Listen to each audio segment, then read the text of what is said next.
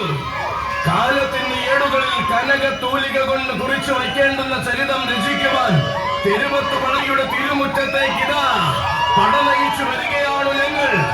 എണ്ണം പറഞ്ഞ വേദികളിലെല്ലാം എന്തിനും പോന്ന ആവേശം നുകരുന്ന വീരന്മാർ തോലനൂർ തെക്കുമുറി യുവജന സംഘം.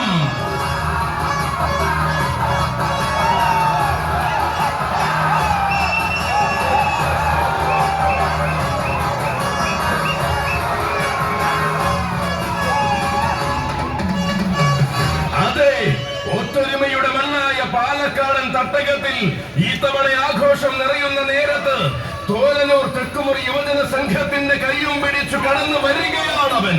തേടി